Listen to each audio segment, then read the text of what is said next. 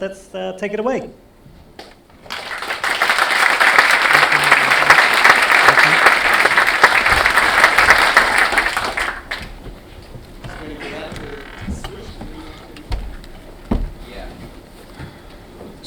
All right. So we're excited this morning. Stand behind the podium or stand in front of the mic. Yeah, okay. We're excited this morning to be announcing a new version of the OpenType specification, OpenType 1.8. And so this morning we're going to be telling you about what's new. As I tried to think sort of at a high level, is there a theme that I can bring out to reflect what's 1.8 all about? And what first came to my mind was this quotation from an ancient Hebrew poet. There's nothing new under the sun. As I talk about some of the things, you may get the feeling that there's really nothing new here. So the first thing, I think it was a few months ago that Adam Torok noticed that in the Windows 10 anniversary update that we're supporting all of the different color formats now. And that's true, and in fact, all means actually all. So in Windows 10, we're supporting SPICs, and we're going to reflect in the OpenType spec the reality that there are 4 different color formats. So is this new? Well, SPICs table's been around for a few years now. We're adding a metadata table, and the metadata table can be used for all kinds of metadata. Right now, we're using it for language information. If you've noticed that the OS2 Unicode range table has been obsolete for a few years. We used the last bits after Unicode 5.2 was published, and we're up to Unicode 9.0 now. And so it's been kind of overdue for some other mechanism, and the metadata is one way that we can use to indicate language information. This also isn't quite so new, because in Windows we've been supporting this since the first release of Windows 10, and Apple has been using it for your free users as well. We've added a merge table. The merge table can be used to provide good balance between good quality rendering and performance. When you're doing anti-alias filtering, some implementations like to cache the results in order to improve performance. And so you take the cache result of a rendered glyph after anti-alias filtering and then compose those together. But if the glyphs are overlapping, then composing after the filtering can produce artifacts. And so you want to know cases where you should be merging the glyphs together before you do the filtering. And so the merge table is a way of indicating in the font those things that should be merged before filtering. This also isn't new. We've been supporting this in Windows since Windows 8.1. We just somehow forgot to add it into the OpenType spec. If you've been following the corresponding ISO open font format standard, you'll know that there's been some revisions to the last edition of the ISO standard, and OpenType 1.0 will incorporate those different changes. And so, okay, that's been out there for a little bit.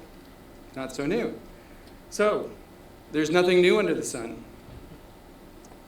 Well, now I'm going to talk about something completely different, but well, if there's nothing new, then maybe it's not so completely different.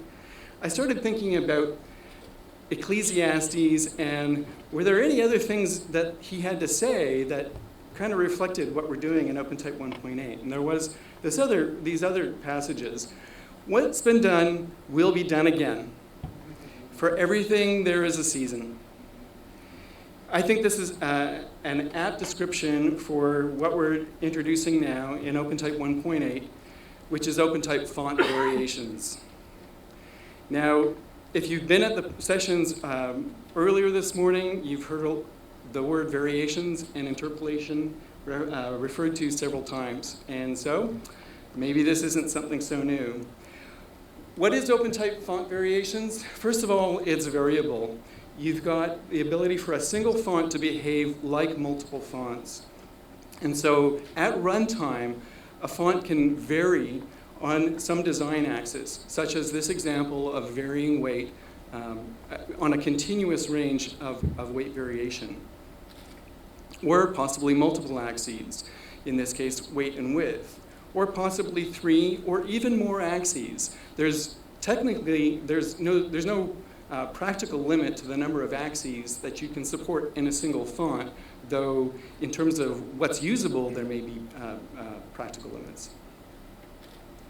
So we have this notion of multi-axis fonts, where each axis is an independent and font-wide variation. Now, when I say font-wide, that means that the setting on an axis is applicable to the entire font, though not necessarily every glyph changes for every axis. You may have all glyphs in the font adjusted by an axis, or only some glyphs. We've got a set of known, or what we refer to as registered axes, that are defined in the OpenType spec. 5 different axes at this point: weight, width, optical size, slant, and italic. Fonts can also support custom axes that you get to define. Now, over time, if there is a set of axes that we find are popular, commonly used, those can be added into the spec as registered axes. Because we're now putting the ability for a single font to vary on many different axes, we force a paradigm change in terms of the notion of family. As type designers, you've for a long time probably thought of a family in a large sense, potentially having many different kinds of variations. And yet software implementations have typically imposed certain more limited notions of a family. For instance, in Windows and the Direct Write platform, the existing notion of family has been one that allows for weight, width, and slope variations. By introducing variable fonts with many different axes, we are going to be forced to change our platform implementation to allow the notion of a family to have any number of axes.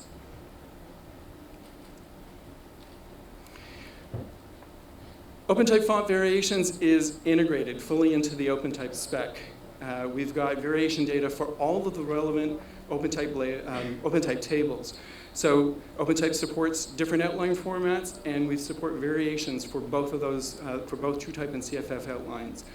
Variations for font wide or glyph metrics. Variations for the OpenType layout tables.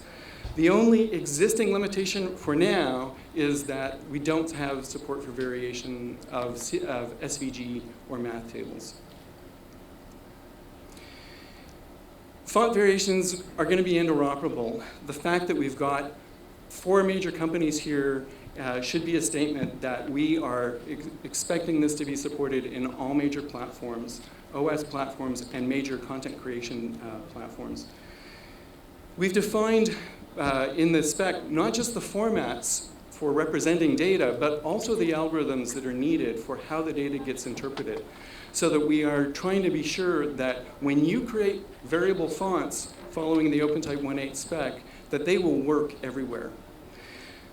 Because we've got this set of known axes, the semantics of those axes are well defined and interoperable. And this is something that is significantly different from the old TrueType GX format, because in GX, you could define a variation, but that variation had a numeric range that was proprietary to that particular font. There was no way to compare two different fonts.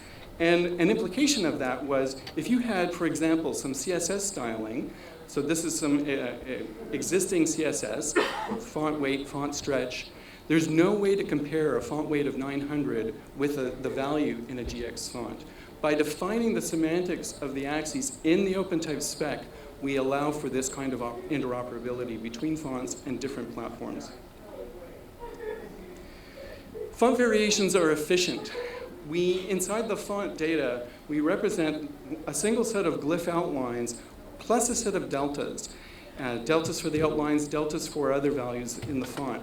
And that gives you a smaller, more efficient representation of the data. You get significant disk footprint benefits, and then also in web font scenarios, better performance in terms of font download and bandwidth considerations. We also think that the variable fonts can allow for more streamlined font production. For example, if you are creating a family of CJK fonts with, say, 3 or 4 different weights, and you want to hint some number of glyphs from those fonts, you've got to repeat the work for 3 or 4 different weights that you're doing. In the case of a variable font, you only have one set of outlines for the whole family. You only have to do that hinting once. I'll talk a bit more about that a little later. So overall, we think there's this notion that variable fonts provide more with less. Font variations, we think, are familiar, or should be familiar with most people now.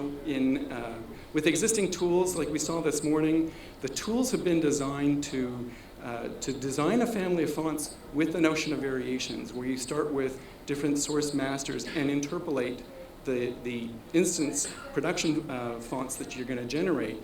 Except now, those same concepts are going to be applying, doing the interpolation on the platform at runtime. We wanted to make sure that the formats that we created were going to be amenable to the existing workflows and tooling out there to be easily adapted to it. And finally, we think that font variations is promising. As we implement support in our platforms, that's really going to represent just a starting point, because the capability of variable fonts is going to enable a number of new application opportunities. For example, we talk about responsive design. Well, the variable fonts, for instance, could allow automatic adjustment of widths as you have different column widths, or as you adjust to different form factors. Or perhaps having a graded adjustment of the designs to accommodate different print media or display properties. So I want to do a quick demo now. I have to do a quick transition shift. And why is that not? Oh, because I need to do that. Okay. What I'm showing you here is some pages viewed in the Windows Edge browser or Chrome. This is running on the Windows 10 anniversary update. And what you're seeing here is a single font that is presented in many different variations. Right, one font at runtime presenting in many variations. So we've already got some very limited functionality built into the Windows 10 anniversary update. The TrueType rasterizer has been modified to support variations at runtime. It's only TrueType that we've got implemented at this point. And so this isn't ready for prime time, but it's enough for you as font developers to begin doing some prototype development and being able to see some results on shipping software. We're going to be working towards completing our implementation in Windows for releases in 2017. I want to show you also quickly, give you a little sense of the kind of file savings that can be obtained. So in this demo, we created a prototype of the SigoUI font that supports, we created it as a variable font, and then produced static instances from it, and then use that to do a file size comparison. Now this is a subsetted version of the SigoUI font. It doesn't have hinting, and it doesn't have any OpenType layout tables. I'll comment again on that in a moment. So we're seeing here 5 different weights coming from 5 separate static fonts, and the combined file size of those different fonts is 657 kilobytes. Now we repackaged that as a TTC file. And of course, in a TTC file, you can dedupe the tables that are identical. And so we get a small file size saving from 657 down to 525, so 132 kilobytes in reduction. Now I'll show you what you get if this is engineered as a variable font. From 657, you go down to 199 kilobytes. So that's almost 70% savings in file size. Now I mentioned this is just a subsetted version of SigoUI, and it doesn't have hinting data, and it doesn't have OpenType layout data. If all of that was there, the savings would be even greater. We also did a 2-axis version of this with weight and width. And so in this case, we produced 10 different instance fonts, and a little over 1 megabyte. And the TTC gives you a very modest savings, but again, about 70% savings when we go to the variable font.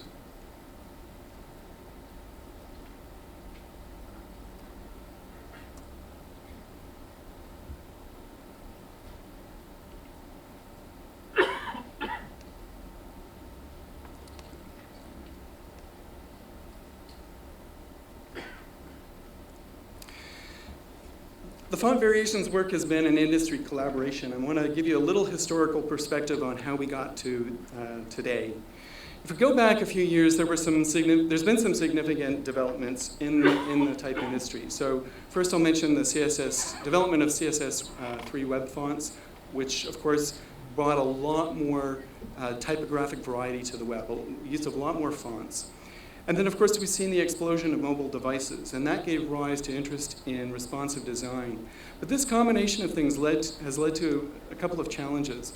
One, if we talk about responsive design, well, it's great to be able to adjust column widths, for example, but how do you make the typography responsive, right? There haven't been a lot of good mechanisms for doing that. And then, for both mobile and web, we've got these file size issues and bandwidth issues. Those have been challenges up till now. And that's led some people to ask, well, what about Apple's GX technology? Could that help with some of this? So we at Microsoft, and we knew that some of our partners, had seen these motivating factors, the file size efficiency issues, the potential for reduced font development costs, primarily in terms of reduced time for development. There's also the motivation of the greater flexibility that's provided to content creators from variable fonts. And there were also some independent issues that we had that didn't specifically have to do with variations, particularly around this notion of font families. I'll talk a little bit more about that in a few minutes. So, late last year, we at Microsoft looked at what was happening, looked at the level of interest across the platform vendors, and we thought, you know, we can make this happen. Now can be the season for variable fonts to really succeed. So at the beginning of January of this year, I reached out to Apple to talk with them about working together along with others to integrate the Apple's GX variation technology into OpenType. At the beginning of February, Behdad distributed a document in which he was doing an exploration of what it would involve to combine GX variations with OpenType. Now, at that point, he didn't know that I had already reached out to Apple, because it took a few weeks for me to talk with my lawyers and Ned to talk with his lawyers and figure out yada yada. But shortly after Behdad distributed his document, I was finally able to reach out to folks at Adobe and Google and say, hey, we want the four of us to work together to do this work. So then in March, the middle of March, in fact, exactly 6 months ago today. So sorry, this has actually been 6 months in the making. We had our first face-to-face meeting, and at that meeting, it was representatives from our four companies.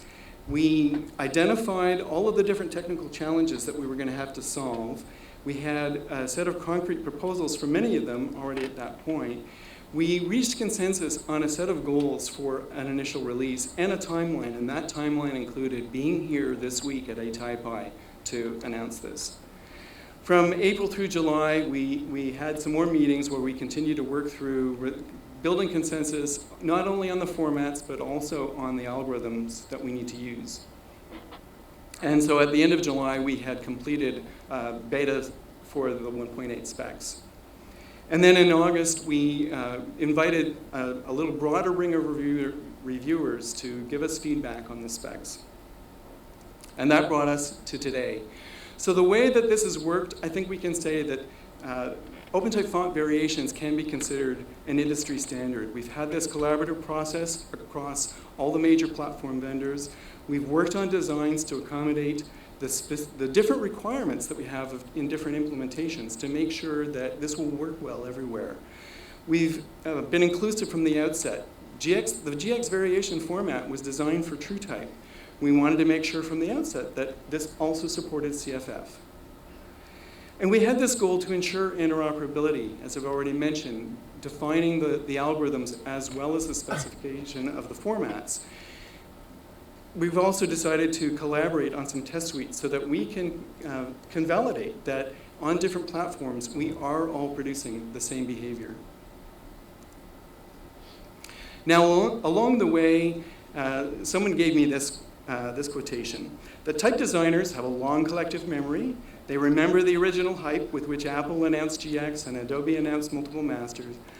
And they're deeply distrustful of claims about revolutionary technologies. So if you've been hearing this and you have some questions, there's a valid question. If Apple's GX variations and Adobe's multiple master didn't succeed in the 90s, what makes you think it's going to succeed now?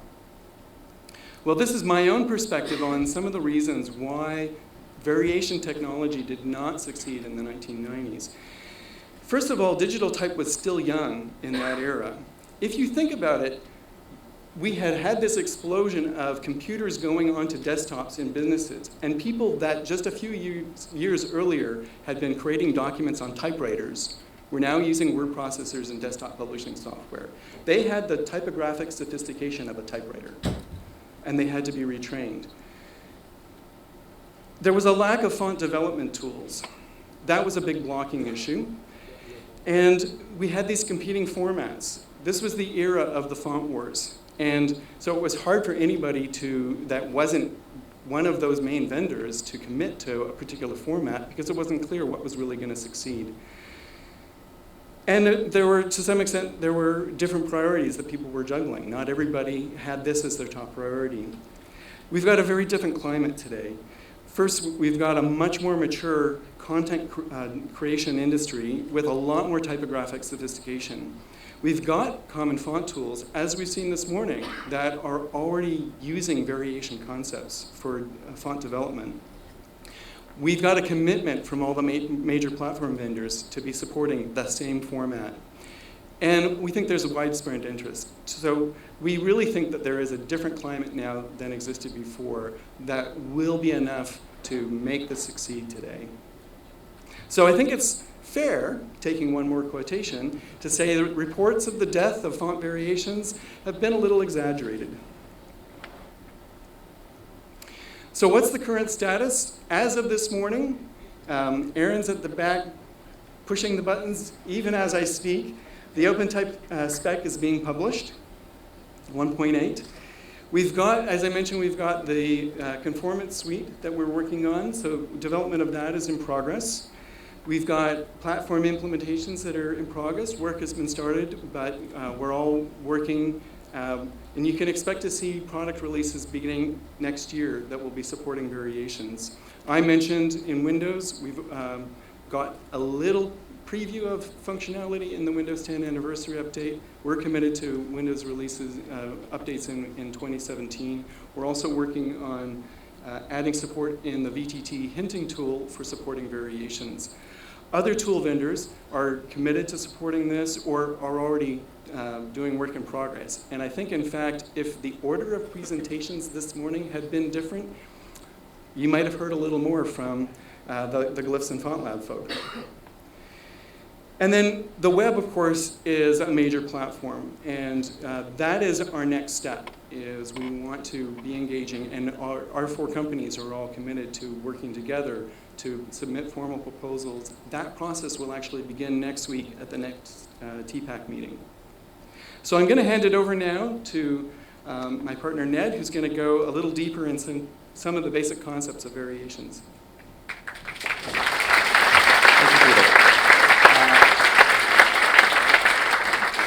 Not too deep into the technical details, but I just want to talk a bit about how the technology is implemented in OpenType. The starting point is really to talk about axes. This is essentially the interface that the font presents to the world. In technical terms, it's defined in the FFAR table in the font. And what axes do, as Peter mentioned earlier, is they define a variation space of at least one, but possibly more dimensions, a rectilinear variation space. These axes can be both registered, as mentioned, or they can be custom. Custom axes are given the ability to associate a name with those, with each axis, so that it can be presented to a user. And internally, these axes all have identifiers for use in the internal processing. So, as Peter mentioned, the registered axes have known scales, that's so they can interoperate and have some semblance of conformity with other specs. So an example would be the weight scale, which we've matched up with the CSS and OS2 weight class. So that is an axis that has a possible range between 1 and 1,000. But of course, since variable fonts are truly variable and interpolated, you're not limited to simply 1,000 different weights. It is completely continuous. But designs don't need to cover the whole range. By defining the semantics of each of those axis ranges, you can have a font that only supports, say, weights of between 300 and 800. Each axis defines minimum, default, and maximum values. A default is just the value that corresponds to that particular axis having no effect on the outline. And the mapping from the axis ranges to the internal variation processing space is usually a linear mapping, but it can be piecewise linear. So now that we have these variable fonts, how do you actually use them? Well, any particular configuration of those axis values is called an instance. So an example would be a font with weight and width axis. When that variable font is used with a particular configuration of weight 350 and width 125, that is a particular instance of that variable font. Fonts can define named instances using the FR table. This is equivalent to having a font family that presents, a regular, bold, semi-bold, whatever. And so those named instances are what are presented to the user in a font picker dialog. We don't expect to see a lot of sliders. I think there'll be a lot of investigation into what appropriate UIs for this will be. The default of all the axes is referred to as the default instance.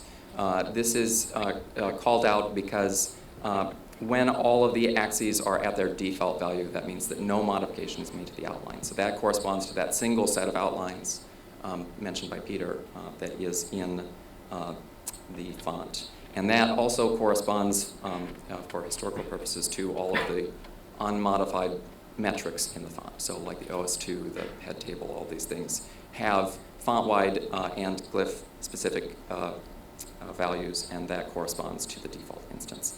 But when we're talking about instances, so I've said that there can be named instances that are particular configurations, but I think the most important thing to stress is that named instances or instances of any sort don't need to correspond to design masters.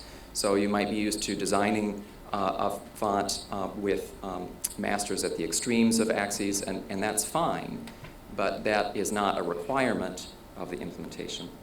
So how does that work? Well, true type outlines for glyph variation data use the GVAR table. Cubic outlines use the new CFF2 table, which David will be talking about shortly. And basically, the glyph variation data describes how to move points on the outline. And so for any given point, there can be an adjustment, which we call a delta.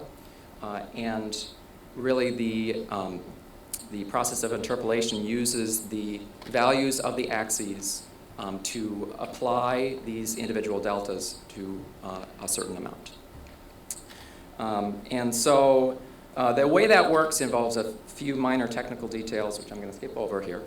And I'm going to go straight to the actual purpose of interpolation here. So the deltas themselves can correspond to any position in the design space. And so, like I said, when you're designing your font, you can choose exactly where your masters are placed in that design space in order to guide the process of interpolation. But really, we expect that the tools that you are using will be the ones that are responsible for translating your design intent into the encoded font variation data. And so we really want to stress that this accommodates many different design techniques. And so really what we have here is a process which hopefully will take the variable font development techniques that you've engineered and make them available directly to your clients and users. And with that, I'm going to pass it over to Behdad, who will give you some slightly different technical details. Thank you.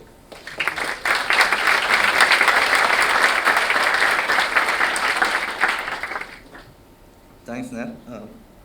So I'm going to present for you, for those of you who enjoy reading the spec, guide you through the additions to the spec.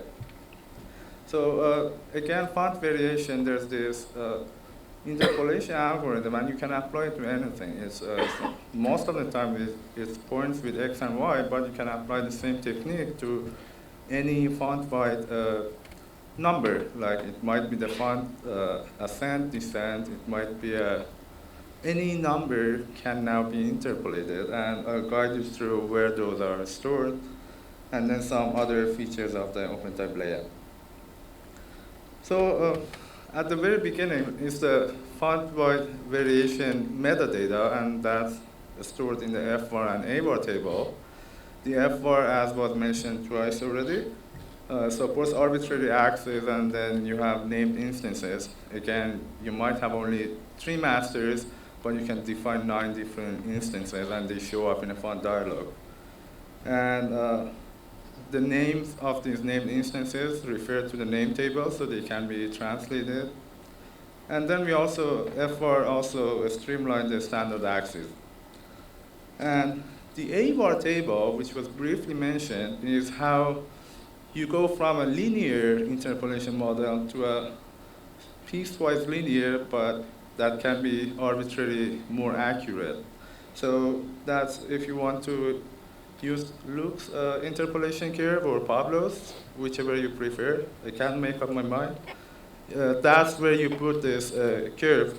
So that while we say this is linear interpolation, you can actually go to non-linear interpolation as needed. On the glyph shape variation is where the bulk of the variation data is. That's where you get the glyphs from all the masters and then encode them as these deltas. And for the, again, these technologies supports arbitrary master configuration. They don't have to line up with your axis master. You can just have arbitrary masters, and that's on a per glyph basis. So again, if you are, as we saw, the Glyphs app has this brace trick. Those kind of things are supported by the system. And then for the true type outlines, glyph table, the variations are stored in a new table called gvar. Well, that's carried from the true type gx. We know that, of course, because it's lowercase letters. And then for CFF, Adobe took a different approach. They wanted to do some house cleaning, so the glyph outline and the variations are all stored in a new CFF2 table. And there's the font metrics that can be your ascent, descent, or OS2 features, typographic ascent, descent, post table, all those things that now need variation. The variations for those are stored in a new table called the mvar table, which is extensible for future font-wide metrics as well. It's working. So one of the main differences between OpenType GX and OpenType font variations and TrueType GX is support for OpenType layout variations. In this case, what we are seeing here is subpositioning variation. So you have your masters in your design, and they have different axis and attachment positions. That also translates into variations for the GPOS, mark and kern and those features. And the variations are stored in GDEF table I referred to from GPOS. That's consistent with how GSUB, GPOS, GDEF work together. And then we also have conditional features in both GSUB and GPOS, whereas for parts of the design space, you can substitute a different lookups to be applied for an OpenType feature. In this case, we are saying, for example, switching to a different design if weight is larger than a certain amount. Now, I guess Glyphs calls that the bracket feature trick, and Superpolator has its own conditional substitution. Again, you just keep doing that, and the tools translate that to this setting. There's glyph metrics variation. You don't need to care about that. They are just for optimization technique for layout. but the advanced with left side pairing, right side pairing, they go into the new hvar table, and the vertical metrics go to vvar.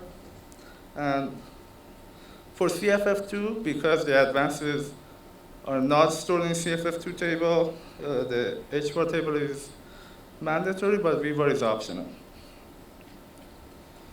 And the hinting data, again, true type hinting is more bytecode oriented. There's support for accessing variations from hinting bytecode, and the CVT values can have variations stored in the CVAR table. CFF flavored OpenType fonts include variations to hinting as part of the char string, and Peter will talk about the true type hinting now.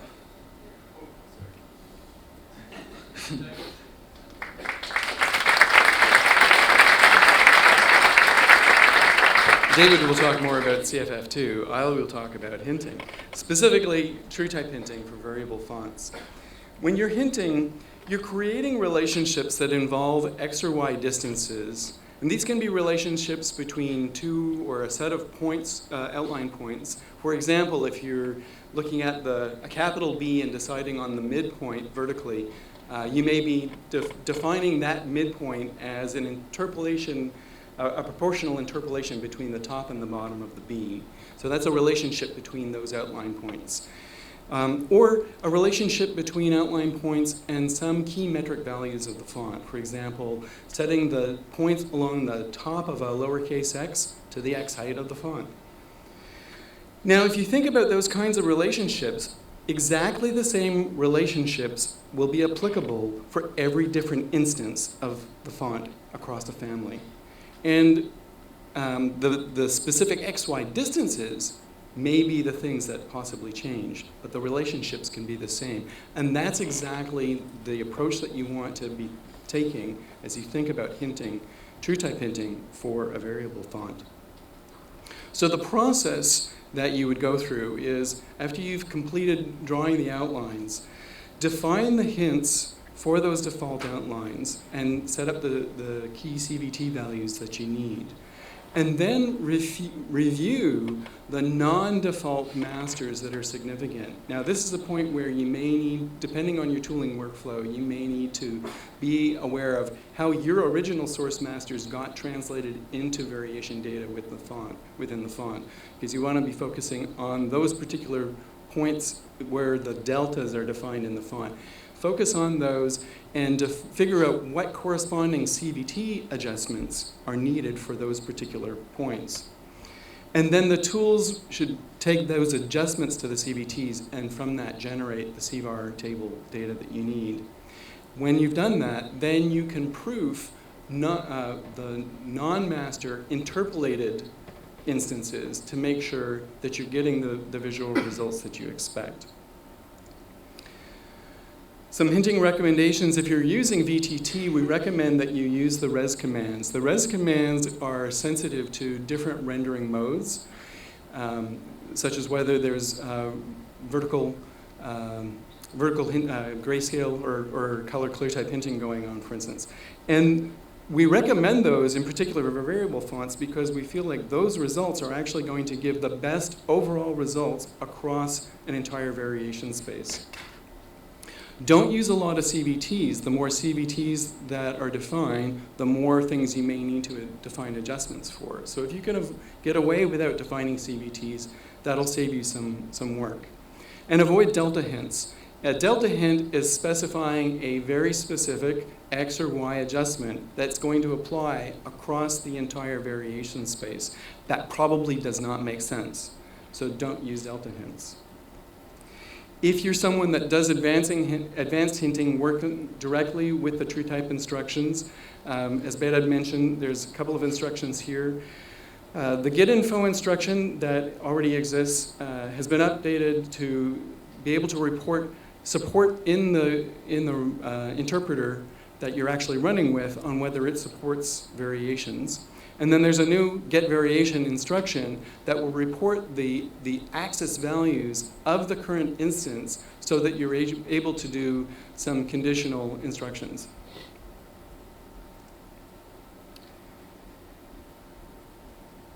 Okay, I'm going to give you a little demo here, another context switch. Yeah. So giving a little demo in VTT. As I mentioned earlier, the team that maintains that is working on adding support for variations in it. The UI that I'll show you today isn't necessarily the final UI, but it'll give you a sense of the direction in terms of workflow that you'll use in VTT. So these windows should be familiar. The main window where you define the hints on your outline, and then the control program window that you use to set up the CVT values. So this is where you work with the default outlines as you would work with a static instance font today. Then you can pull up a waterfall and review the results that you get in the waterfall, just as you're familiar with. The next step now is then you want to look at how things look in some other master instance.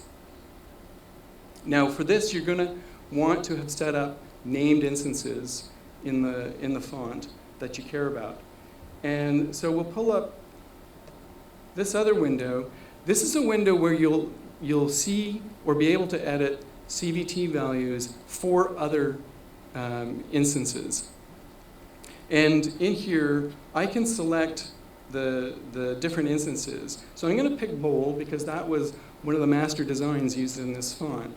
And watch the waterfall as I change this.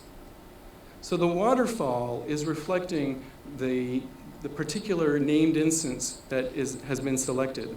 The main window does not change. The main window always shows the default outline data. So I've picked this other instance that I'm working with, and now I'm going to pull up this other window that looks like the main window, but it's different in that it's reflecting the named instance, not the original outline data. I can't edit the hints in this window. I can only edit the hints in the main window. But what I can do in this other window is I can use the measure tool to go and determine what are the CVT values that I want for that particular instance, and then come back here and edit the CVTs for this particular value. When you edit those, then VTT will be generating a new CVAR table as needed.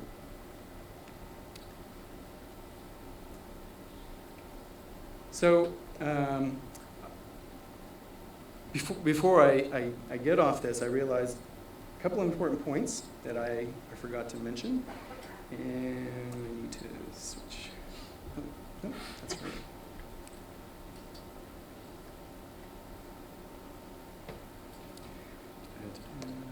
Oh, I lost my place. Okay, hang on.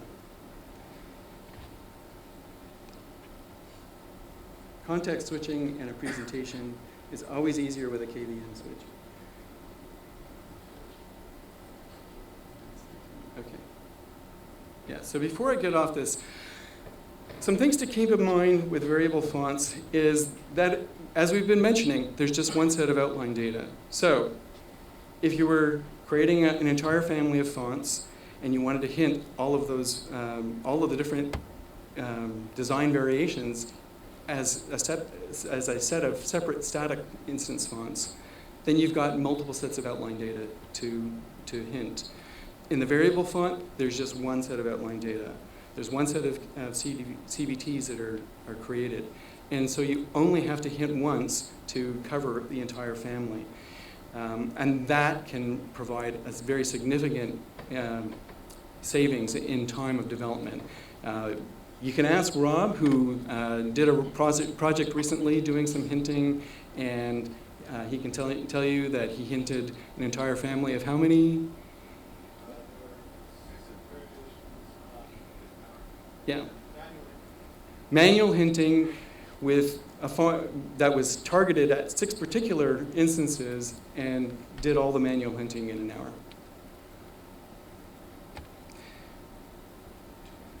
Okay. So now I'm going to hand it over to Dave to talk about CFF2.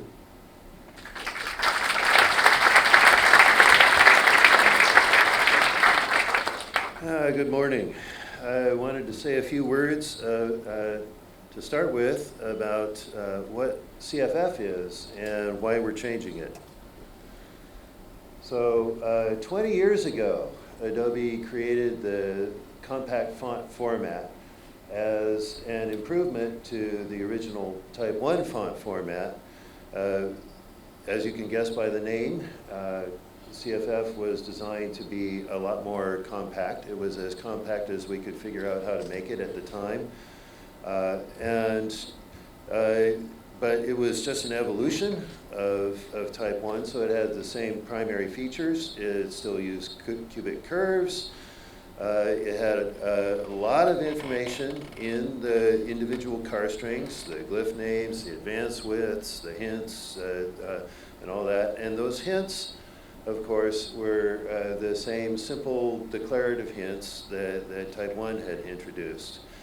A key piece about CFF is that it was designed as a self-contained font format.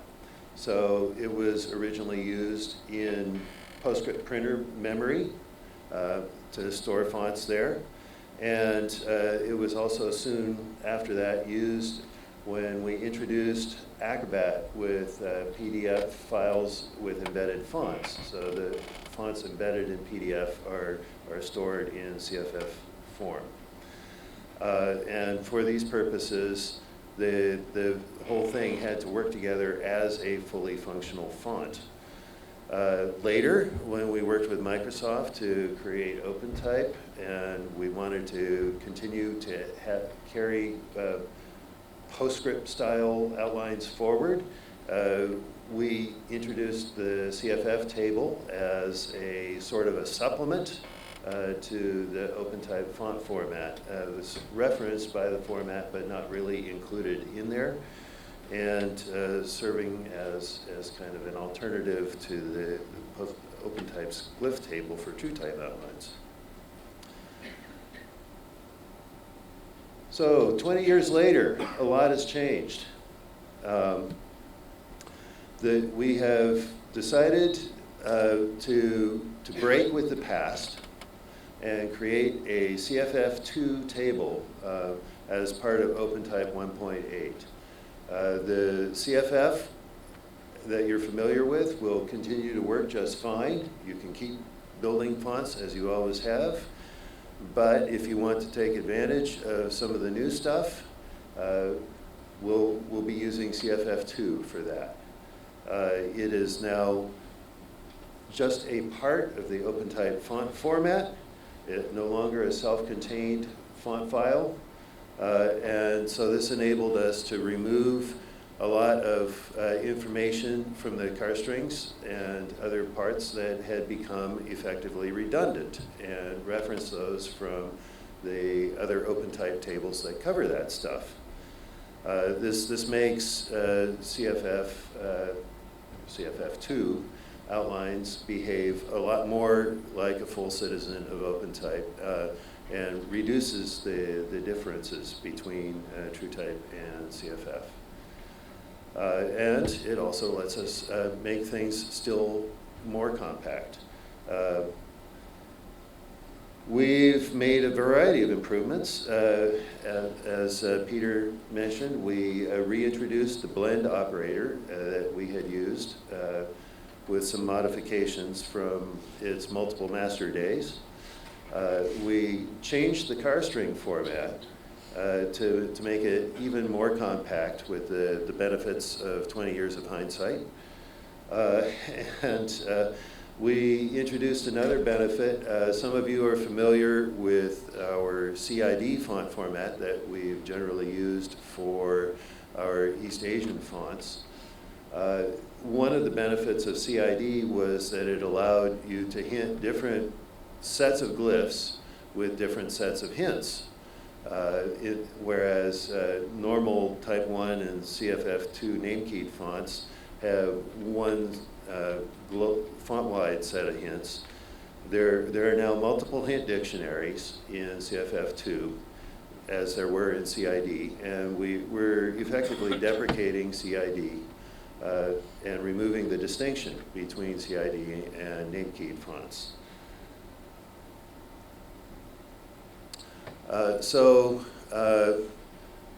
My team and another team at Adobe, both part of TypeKit, have been working very hard on implementing all this stuff. We've completely rewritten the CFF2 specification and the char string specification. And those are now live as part of the new version of the OpenType spec. We're also, specifications are just a small part of what needs to be done. So we're contributing, you maybe remember a couple years ago, we donated some of our CFF rasterization code to FreeType. Werner's here, who worked with us on that. Now we're updating that code. You'll see some of that stuff running in demos today. Besides adding support for variations, you'll have noticed in the talks from the Glyphs and Font Lab folks that people designing for interpolation today are habitually using overlapping paths and self-intersecting paths. It just makes interpolation work a heck of a lot better. All this stuff has been removed by the tools when people write out individual instances to ship as standalone fonts. And that is in part because certain rasterizers at particular sizes were not set up to handle overlapping paths or self-intersecting paths. But in order for the interpolation to keep working well, the rasterizers have to change. So we're changing the CFF rasterization to handle this stuff. We're obviously, yeah, about time. So we're creating new tools to do this stuff painlessly, as I will demonstrate shortly. We'll ship a new version of the AFDKO with a tool for building variable fonts. We expect to have that out by the end of the month, along with at least one sample font. We're creating test fonts for the rasterizer development, which is ongoing for a while yet. And for the longer term future, we're planning a fairly large number of variable fonts that we plan to release. Most importantly, perhaps, we're working with the Adobe product teams to get variable font support into the applications, because I think this is where it's going to really get interesting. So with that, I'm going to hand it back to Peter.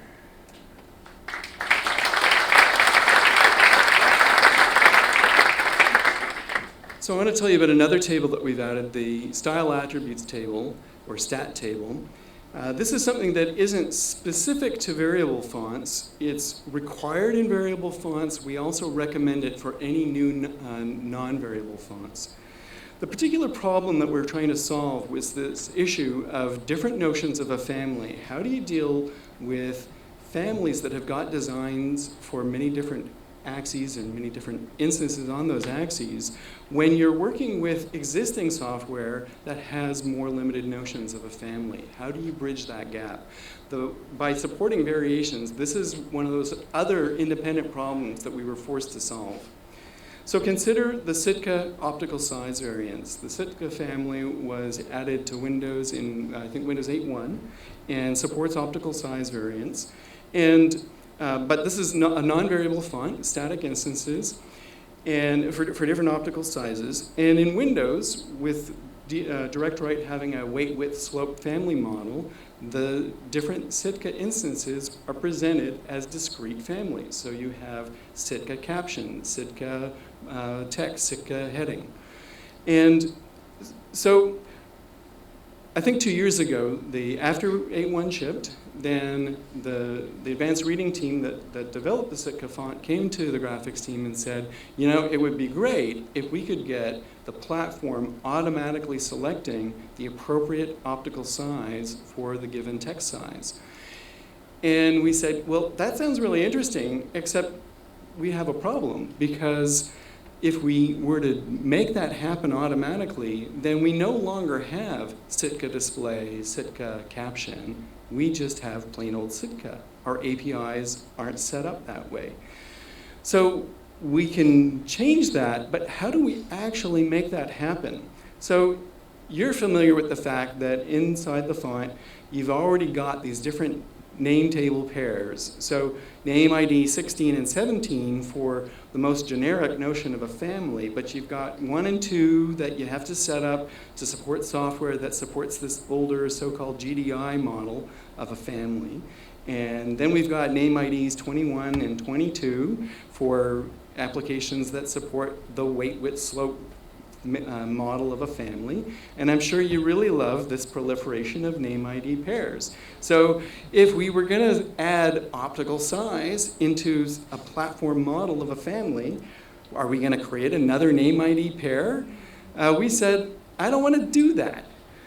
If we're going to do this, we have to come up with a more generalized solution to the problem.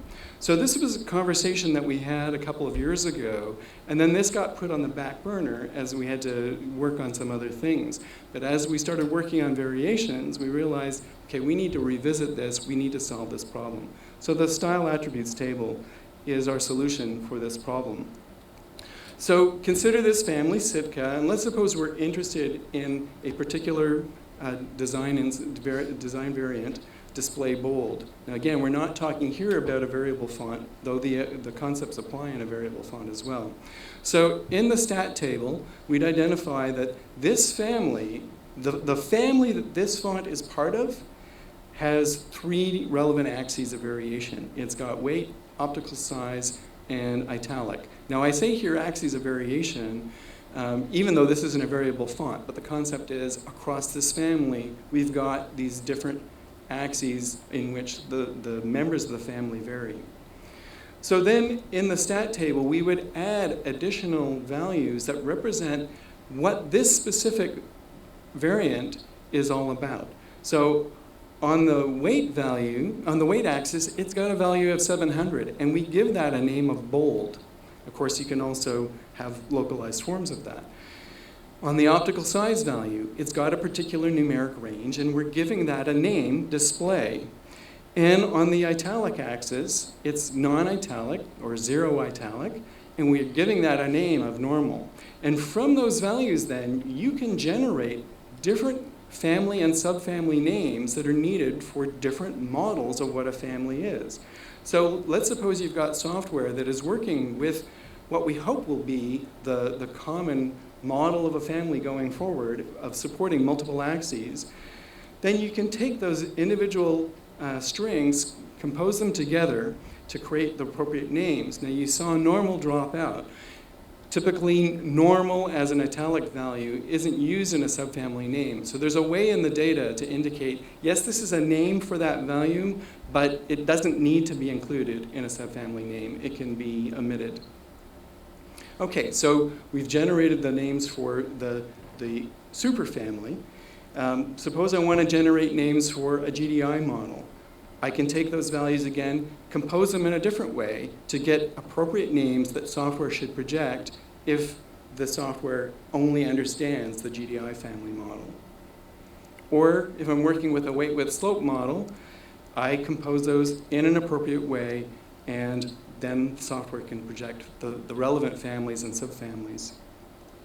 And if somebody really wanted to create software that had a weight width slope and optical size family model, then they could compose those in the appropriate way. Now, we're not recommending that any software start inventing new font family models, because we'd like everybody to go to a new paradigm in which families can be superfamilies with lots of different variations. But this is a way that we have that we can bridge the gap for existing software that is constrained by these existing notions of a family. So as I mentioned, the stat table, it's required for variable fonts. It's optional in non-variable fonts, but going forward, we recommend that all fonts include it. And a note to tool vendors, you can save some work for all of your customers who are the people actually creating the fonts from having to write out those name ID 16, 17, 1, 2, 21, 22. You can be generating, if they just provide the values in the stat that are needed for the stat table, you and the tools can be providing the right name ID pairs. Behdad has mentioned the scenarios where you want to alternate the structure of glyphs in some cases for certain parts of a variation space. So consider this capital Q where there's a portion of the glyph that disappears when you get to a heavier weight. You don't want the counter to fill up. In this particular case, this is the capital Q from the Skia font, and this was implemented in Skia with variation data using what we refer to as intermediates. And you can make these structural changes by simply moving certain points so that they no longer become visible as a separate part of the structure. You can do it that way. It's kind of fiddly and awkward to work that way. And at those edges where things disappear, you can get some funky behaviors. So we think there's a different approach that could be taken, and Behdad introduced this. So the idea here is that I can create two separate glyphs, and the two separate glyphs represent the different structures, and I design them across the variable space. But I have complementary ranges that for some weights I want to use one, and for the complementary set of weights I want to use the other. And then there's that set that I don't want to be using at all. And so the combined effect looks like this structural change that occurs as you move into particular regions of the variation space. So we just define some mechanisms for OpenType layout that can accommodate this as a substitution as opposed to doing outline point transformation with intermediates. And so in OpenType, in a GSub table, you've got a feature record that identifies a particular feature and then maps that into some set of lookups or the actions that will occur. And so today there's just one set, one default set of things that happen. But what we've introduced is this notion of conditions that can condition which particular set of lookups you're going to trigger by a feature. And those conditions can be based on any of the variation axes values. So I can say, for instance, if I'm above a certain weight, or if I'm above or below a certain width, for instance, then use these other lookups instead of the default set of lookups. So if I don't meet the conditions, I go to this set of lookups. Or if I do meet the conditions, I go to this other set of lookups. You can use these for any GSub or GPOS features. And so, for instance, you could decide, I'm not going to create certain ligatures when I'm in a certain region of the variation space. But we've also defined a specific feature, the required variation alternates feature, as a GSub feature where you would just do single substitutions. This is effectively the equivalent if I wasn't implementing a variable font but had separate designs, completely independent static designs, they would have had different structures. It's achieving that kind of effect.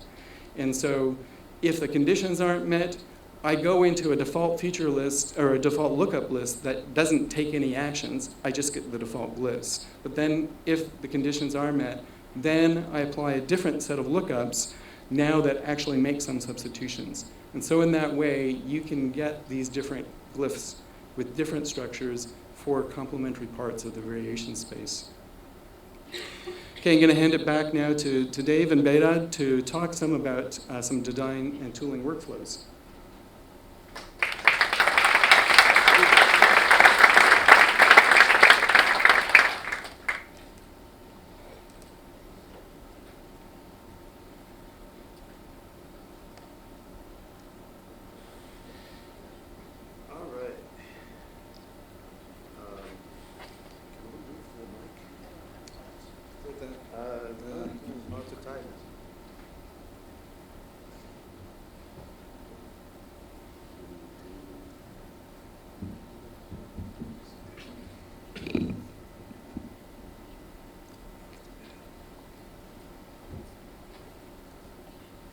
Okay.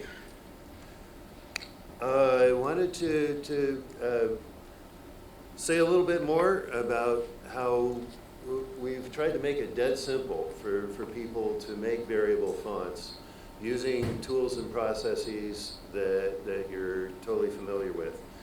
As I mentioned, Adobe's going to be releasing a new version of the AFDKO very soon, and there will be updates to most, if not all, of the commercial tools as well.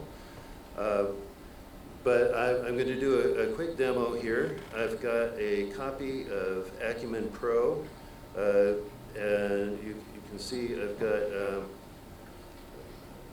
it's been built using our standard process. We've got a little folder here for each of the upright weights and widths, and a separate folder with the masters. The masters here are all in UFO format. And yeah, we have a superpolator design space file for that. And we're going to use the masters and the design space, and also actually the individual fonts that have been built, which will provide the source of the actual the deltas, as it were, for the hinting adjustments and the kerning adjustments and all the layout feature, any dependent layout features. So all you need to do here, I'm going to run a little shell script here in a terminal window where I simply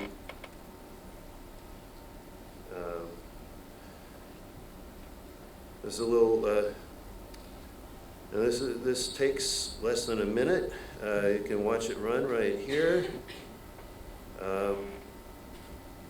And there we go. And now up here in the family window, you see a new file here, the Acumen Pro VF that we've put in. And I'm going to,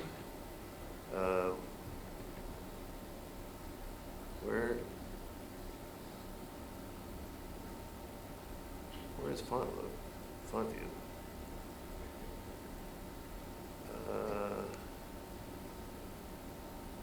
Who knew? You can look up there.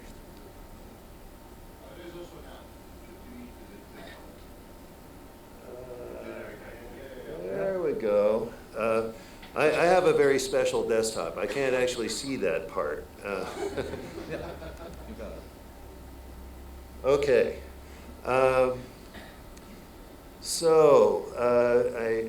It's asking me to load the file, and I just point it to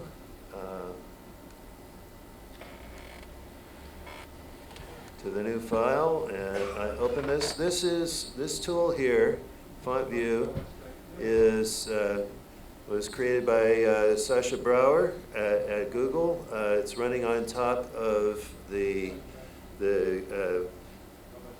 work in progress version of FreeType that supports variation fonts. And let me bump up the point size a little bit here. And you can see smooth variation here. Yeah. Dead simple. Over to Behdad.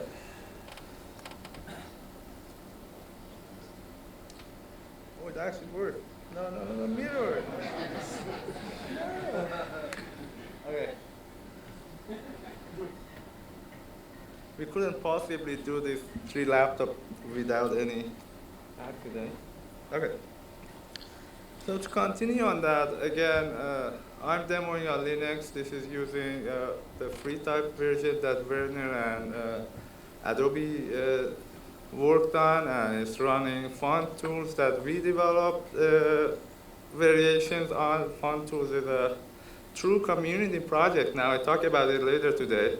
And I'm using our font make pipeline, which I also talk about later today, to convert source glyphs file. So the source format has been glyphs.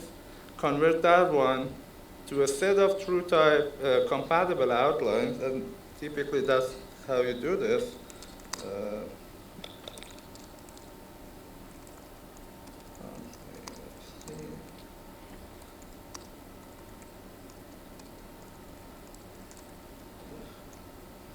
That's how you would do it. I'm not going to run it because it takes a few minutes, but I've done that before.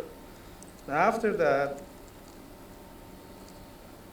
I just use a similar script. I'm just calling Python directly to convert the existing set of compatible masters into a variable file. And again, we are going through UFO and design space workflow. So FontMake has converted the glyph input to a set of UFOs and TTFs and a design space file. And this tool just takes all of that and builds a variation file. Done. And let's open this in a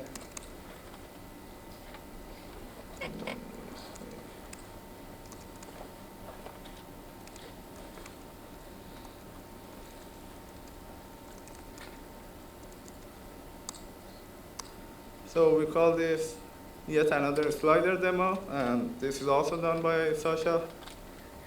What I have here is a four-letter Arabic word. You see a ligature in the middle and two marks. The mark in the middle is attached to the second component of the ligature. Then I have, oh, what happened? Okay, let's not touch the width axis for now. Yeah, okay, it works here. See, none of this is finished. So, and you see the mark goes towards the right and then decides to go to the left. That's how it was designed in the masters. So that's GPOS interpolation. And then I also have the Acumen font that David showed. And I can run that one with the dollar text, just so you know it actually works. That animated GIF was not fake. So that's the G-sub substitution in action. So, well, that's all I wanted to demo, except for one last thing. And this is people's favorite font. I don't see Tom here, actually. So this is Buffalo Gal, one of the original GX fonts from the 90s, and it has 6 different axes, but none of them is weight or slope or anything. They just change the features of the design. So you might see the holes change.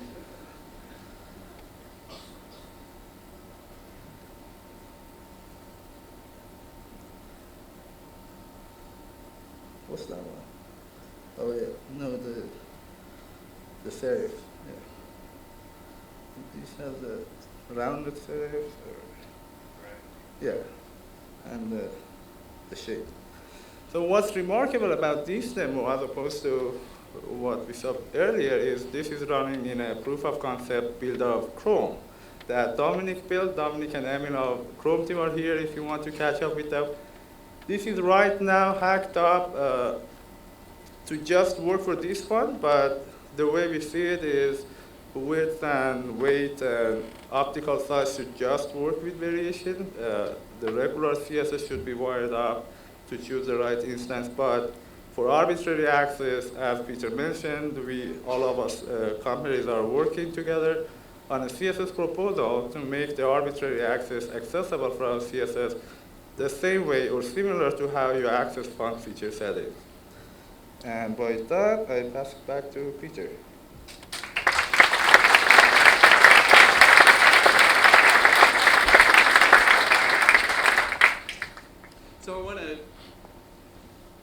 just before closing, I want to make, thanks, Dave, one quick comment about some of the fonts that we've demoed here. So for instance, things like Buffalo Gals, as Behdad mentioned, this was one of the old GX fonts that was created.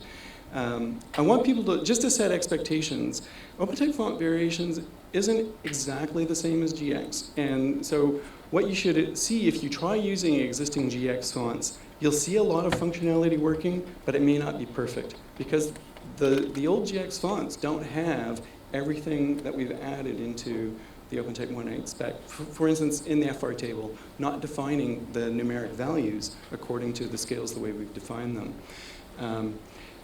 But it wouldn't take very much work to take existing GX fonts and modify them to conform to the OpenType 1.8 spec. And so maybe we'll start seeing some more.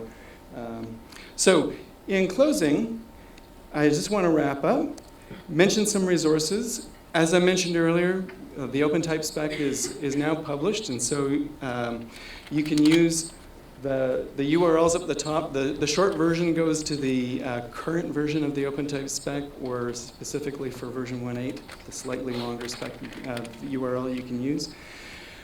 John Hudson, who's been part of our working group, took on a task of coming up with a blog to announce the work that we've been doing and introduce variations in a blog post that's being published on medium.com, and that should be live right about now. And you'll probably see some other blogs coming from some of our other partners as well. And then for discussion, we've got a new category created in type drawers, and that's the venue that we want to use for having ongoing discussion and Q&A about OpenType font variations. And if you're in contexts where hashtags make sense, then we've got a couple of hashtags that we're recommending people use for this. So I want to give a call out and thanks to all of the different people that participated in making this happen. As I mentioned, we had people from our 4 companies. I forgot to mention that at our first meeting in March, we decided we wanted to include a few other people to get a little broader sense of input. So we asked a couple of people involved in types design, but with a good technical background, Eric van Vlokelen and John Hudson. And we also wanted to get some representation from tool vendors to make sure that the things that we were doing would work well with tools. So we got some other people involved in here. And it's been a great working group to work with. Everybody has been motivated to make this succeed, collaborate together, and ensure that we end up with a format that succeeds and is interoperable. And then I mentioned in August that we extended to a little broader audience a review, and I invited people to provide some quotations that we could quote, giving their reactions to the technology that we're announcing today. And so I've got a few slides here from different quotes that we collected. And we're going to go into a QA session, and I'll let these run so that you'll have a little more time to actually read them. I'm not going to read them out loud right now. So we'll go into the Q&A time. And so just so people know, we're asking that the video not record the QA session. And so it asks the video